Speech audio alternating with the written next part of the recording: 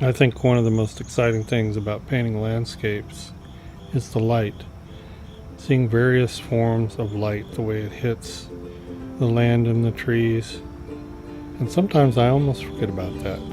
Well, today I'm reminding myself, let's paint some light.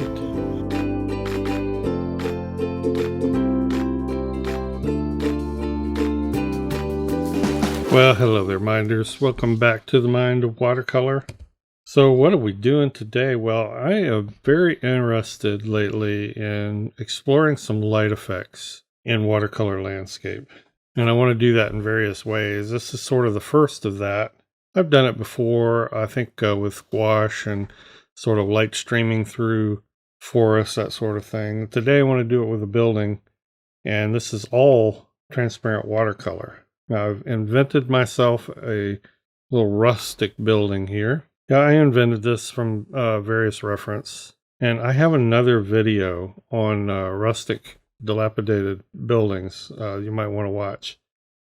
It kind of explains this process where I use a watercolor pencil, kind of line in the details. You don't have to do it this way. You can paint the whole thing with just standard paint.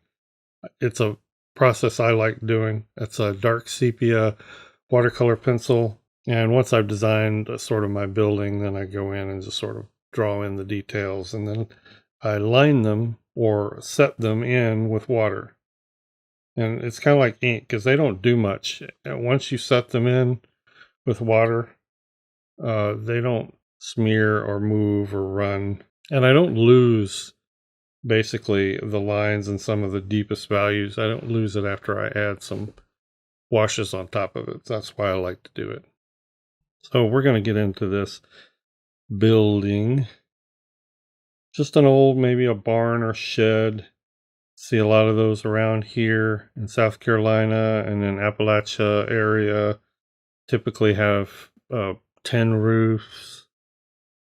And as I start to paint it, what I'm looking for, what I'm trying to establish here is failing light, or light at the end of the day, or it could be early morning dawn.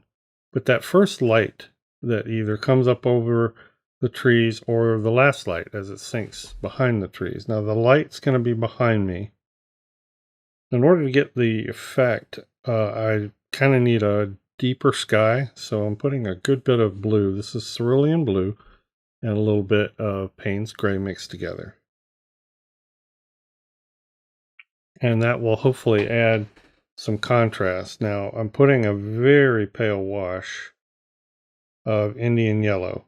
I think it's also kind of muted with a tiny bit of Dioxizine Purple. But it's very pale. And that is going to be my light source. And not source, but that's my lightest area. And the effect I'm going after is just the top part of the building, the face of that building, or the front where the door and window is, catching the last of the light as it sinks below a sort of a tree line behind me. And I want sort of a faint, soft shadow being cast on this building, as though some of the trees at different heights are blocking the sun, but we got just part of the building catching the light. Okay. I know it sounds complex, but it's an effect you probably have seen many times. This is just something in the late afternoon, and parts of the building or trees will be in shadow and parts of it won't.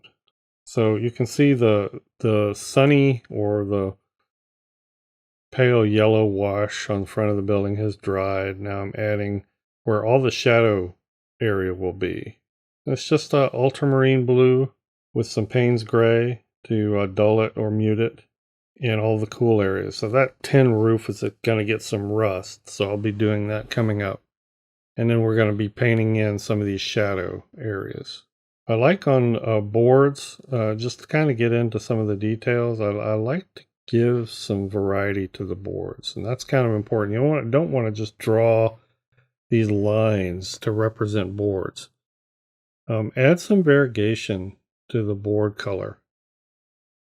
And keep the lines, that sort of hint at where your boards are, keep those light.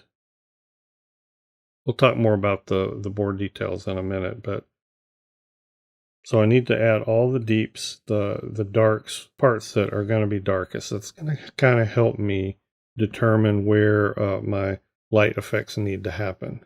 Now here I'm trying to show where the shadowed area is, where you're getting cast shadows or blocked sunlight from behind me.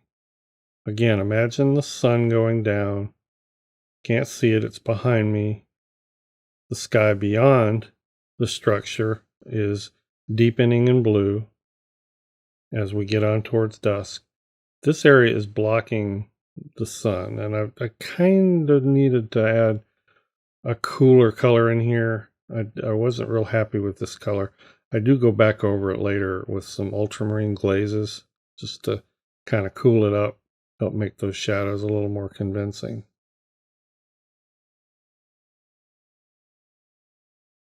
But this is all a matter of value management. I need to just go through though and make sure I have all my deepest value details put in. And you're going to see several glazes happening throughout this piece. And that's the great thing about watercolor. You can do that. You do not have to add these values right first off. And I will be adjusting the value on these boards and facets of the building several times. What I'm using in color was a bit of Dioxizine Purple mixed with a little bit of that yellow to gray it, and adding some Ultramarine Blue. Now here's a tip, and one thing to note when you're doing these buildings. Again, I can't overstate.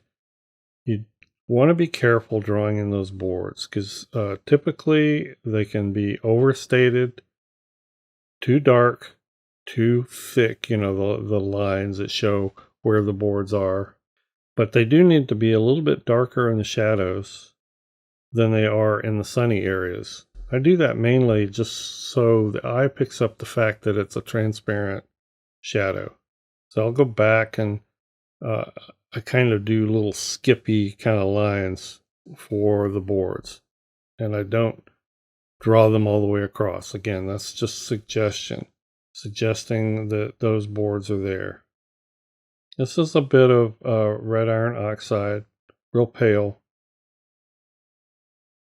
And I'm just adding some sort of rusty color on these tin roofs. Most of the time when you encounter them in these old dilapidated buildings, the tin roofs will have significant amounts of rust. You'll see these roof areas, all different values. I've seen them very dark and deep rusty. I've seen them very light. So I just like to, I think it looks neatest in paintings like this just to have sort of a tiny bit of hint that they're starting to rust. Just kind of gives it some character. But that's an upward facing facet. So with the light still not completely set, the sun not completely set, you're going to have a fairly light value on the roof, unless it's a dark material. Once again, I'm bringing down some of the value of these boards that are in shadow. Going through and I'm putting little glazes on them. Some of the boards I'm making darker, some of them lighter. So a lot of adjustment here. But the key here is just thinking through the light, thinking through where the light is. There's always going to be, especially where the light is strong, there's going to be a cast shadow that you get from those roof overhangs. That really helps your eye and convinces your eye of what's going on. So you want to put those in, kind of get that right. You need to probably study some ideas from actual photos or life. I'm counting on that sort of pile of rubble under the shed, the overhang on the right, as adding a bit of contrast. I think that's neat. That helps the effect, both the deep blue in the sky and the darker bits and pieces under the overhanging shed on the right. The overhanging roof, that dark strip there, those are all kind of helping to punch up that contrast. Now, I didn't record putting in the tree, so I've done tons of trees on this channel. You can go to just literally dozens of other videos if you really want to watch me put in a tree. I will add a few details though on the branches. And I'm pretty happy with how the values and the light are working out. Just wanted to add a little more over here under this overhang. So I put in sort of like the remnants of a little fence. Well, maybe it was a pen or something at one time and fenced in some hogs or something. Who knows? But little adjustments here and there. Keep these details. This is my best tip for doing these buildings. Keep these details understated. It was tempting even for me to go back and bolden up some of these lines. And I almost always regret doing that and then go back and have to lift them. So, I like to have little points where I see the board start. Maybe they fade out. You can even have lines for the boards completely fade out. You'd be surprised what your eye will pick up and will be suggested to your eye. Pretty narrow color palette here. Again, Dioxizine Purple, Cerulean Blue for the sky, Payne's Gray in places, Indian Yellow, very, very pale washes of Indian Yellow, Red Iron Oxide, all muted versions of those colors. It's just so interesting to me where we see definite light play. I think that's just the absolute best. Let's go out and observe and paint some light effects on buildings. Thanks for watching, everyone. Hope you enjoyed it. Thank you so much for the support, patrons. We'll see everybody in the next video. Bye-bye.